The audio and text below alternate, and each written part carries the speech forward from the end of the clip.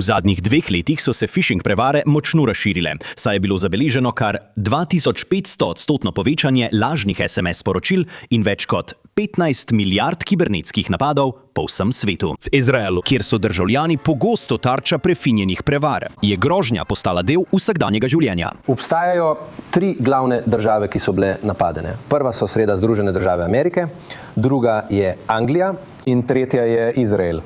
Toda med vojno je Izrael postal številka 1. Večina napadov lahko pride iz Rusije, Kitajske, z Bližnjega vzhoda. Če govorite o civilnem prebivalstvu oziroma množičnem trgu, glavni napadi prihajajo prek sporočil SMS. Povprečno v Izraelu vsak civilist prejme 3 takšna sporočila vsak teden. Skoraj 70% ljudi prejema ta SMS sporočila, ta e-poštna sporočila, včasih tudi klice. To odobravajo sami uporabniki.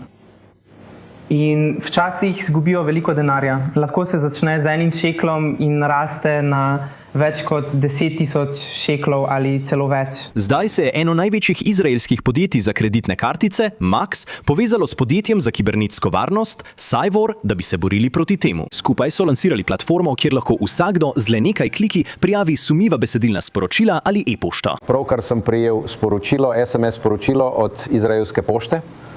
Dejansko sem naročil paket in tukaj piše, da moram plačati približno $50, da ga prevzamem. Namesto da bi kliknili povezavo, uporabniki preprosto kopirajo sumljivo sporočilo v platformo. Cyvorjeva umetna inteligenca ga analizira v nekaj sekundah, da ugotovi, ali gre za del prevare z lažnim predstavljanjem in ljudem pomaga prepoznati prevarantska sporočila, še preden postanejo žrtve. Če je nekdo že postal žrtev prevare, je hitrost ključnega pomena. Preko je prevara prijavljena, večje so možnosti, da se plačilo ustavi. V trenutku, ko ste prejeli SMS in ste šli na spletno stran Max, ste ga vnesli in recimo, da je zlonameren. V tistem trenutku se to prenese na izraelski kibernetski inštitut, ki zna ustaviti takšne kampanje. Spletna stran Max lahko vidi, da trenutno poteka kampanja, zato lahko o tem obvestijo tudi svoje zaposlene in stranke. Če želijo, lahko celo ukrepajo in to ustavijo na svoji strani. Gre za trikotnik, ki vse opravi samodejno. In spet,